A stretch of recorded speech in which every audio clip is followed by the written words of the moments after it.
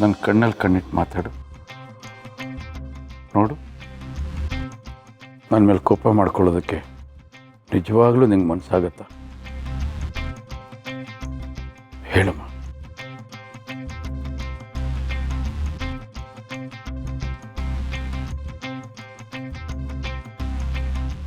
ಅಣ್ಣ, ನನಗೆ ನಿನ್ನ ಬಗ್ಗೆ ಎಷ್ಟರ ಮಟ್ಟಿಗೆ ಕಾಳಜಿ ಇದೆ ಅಂತ ನಿಂಗೂ ಚೆನ್ನಾಗಿ ಗೊತ್ತಿದೆ. ಗಂಡನ ಮನೆ ಬಿಟ್ಟು ಅಣ್ಣನ ಮನೆ ಬರುವಷ್ಟು ಪ್ರೀತಿ ಕಾಳಜಿ ನಿನಗಿದೆ ಅನ್ನೋದು ನಂಗೆ ಚೆನ್ನಾಗಿ ಗೊತ್ತಮ್ಮ.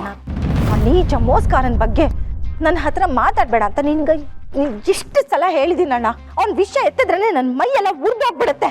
ಅವ್ನು ಏನು ಮೋಸ ಮಾಡಿದ್ದಾನೆ, ಏನೇನು ಮಾಡ್ದ ಎಲ್ಲ ನಿನ್ಗೂ ಗೊತ್ತು ತಾನೆ. ಪ್ಲೀಸ್ ಅವನ ಬಗ್ಗೆ ಮಾತಾಡಬೇಡ.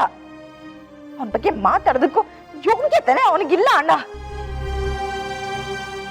ಆಮೇಲೆ ಇನ್ನೊಂದು ವಿಷಯ, ಅವನಿಗೋಸ್ಕರ ನಾನು ಮನೆ ಬಿಟ್ಟು ಬಂದೆ ಅಂತ ಹೇಳ್ಬೇಡ. ನಾನು ಯಾವ ತ್ಯಾಗನೂ ಮಾಡಿಲ್ಲ ಅಣ್ಣ. ನ್ಯಾಯ ಎಲ್ಲಿತ್ತೋ ಅದಕ್ಕೆ ನಾನು ಸಪೋರ್ಟ್ ಮಾಡಿದ್ದೀನಿ ಅಷ್ಟೇ. ಆದರೂ ನೀನು ಅನುಭವಿಸಿರೋ ನೋವು, ನುಂಗ್ಕೊಂಡಿರೋ ಅವಮಾನಗಳು,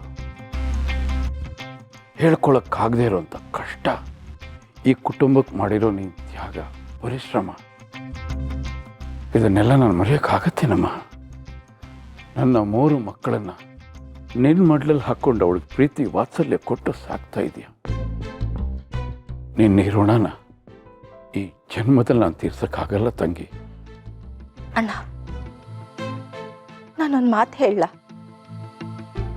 ನಮ್ಮನೆ ಮಕ್ಕಳನ್ನ ಮೊದಲು ನಂಬು ಅಣ್ಣ. ಅವ್ರು ಏನು ಹೇಳ್ತಾರೋ ಸಮಾಧಾನವಾಗಿ ಕೇಳಿಸ್ಕೊ ಅಣ್ಣ.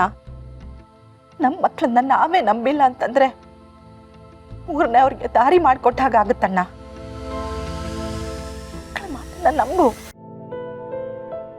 ಇನ್ಮೇಲಾದ್ರೂ ಏನಾದ್ರೂ ನಿರ್ಧಾರ ತಗೊಳ್ಳೋದಕ್ಕಿಂತ ಮುಂಚೆ ಸ್ವಲ್ಪ ಯೋಚನೆ ಮಾಡಿ ತಗೋ ಅಣ್ಣ. ಅಷ್ಟೇ ನಾನು ನಿನ್ನ ಕೇಳ್ಕೊಳ್ಳೋದು. ಯಾಕೆಂದ್ರೆ ಈಗಾಗಲೇ ಒಬ್ಬ ಮಗುನ ಕಳ್ಕೊಂಡಿದ್ದೇನೆ. ಬೇಡ, ಮತ್ತೆ ಬೇಡ, 3 ಜನ ಮಕ್ಕಳನ್ನ.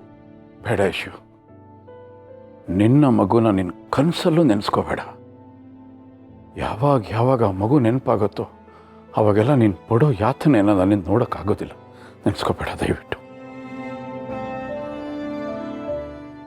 ನನಗಿರೋದೇ ಈ 3 ಜನ ಮಕ್ಕಳನ್ನ. ಇವರೇ ನನ್ನ ಬದುಕು. ಇವತ್ತು ಈ ಮಟ್ಟಕ್ಕೆ ಬದುಕಿದ್ದೀನಿ ಅಂದ್ರೆ ಈ ಬದುಕಿಗೆ ಅರ್ಥನ ಕಲ್ಪಿಸ್ಕೊಟ್ಟವ್ರೆ ಈ 3 ಜನ ಮಕ್ಕಳು ಅಣ್ಣ. ಇವ್ರನ್ನ ಬಿಟ್ಟ ನನಗೆ ಬೇರೆ ಬದುಕೇ ಇಲ್ಲ ಅಣ್ಣ. ಈ 3 ಜನ ಮಕ್ಕಳಿಗೋಸ್ಕರ ನಾನು ಬದುಕಿರೋದು. ನನಗೆ ಕೃಷ್ಣ, ವಿನಯ್, ಭರತ್ 3 ಜನನ್ನು ನಾನು ಹೆರ್ದೇ ಇರ್ಬೋದಣ್ಣ. ಆದ್ರೆ ಅವರು ನನ್ನ ಮಕ್ಕಳಣ್ಣ, ನನ್ನ ಮಕ್ಕಳವರು. ಆದ್ರೆ ಇದೇ ಕೈಯಿಂದ ಎತ್ತಾಡಿಸಿ ಬೆಳೆಸಿದೀನಿ. ನನ್ನ ಗರ್ವದಿಂದ ಹೇಳ್ಕೊಳ್ತೀನಿ ಅಣ್ಣ, ನನ್ನ ಮಕ್ಕಳಣ್ಣ ಅವರು. ಯಾವ ತಪ್ಪು ಮಾಡಲ್ಲ ಅಣ್ಣ ಅವರು.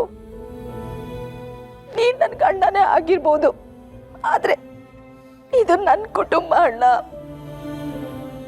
ಈ ಕುಟುಂಬಕ್ಕೆ ಯಾರಾದ್ರೂ ಏನಾದ್ರೂ ಅನ್ಯಾಯ ಮಾಡಿದ್ರೆ, ಮೋಸ ಮಾಡ್ಬೇಕು ಅಂತ ನೋಡಿದ್ರೆ, ನೋವು ಕೊಡೋದಕ್ಕೆ ನೋಡಿದ್ರೆ ರಾಕ್ಷಸಿ ಆಗ್ಬಿಡ್ತೀನಿ ಅಣ್ಣ, ರಾಕ್ಷಸಿ ಆಗ್ಬಿಡ್ತೀನಿ.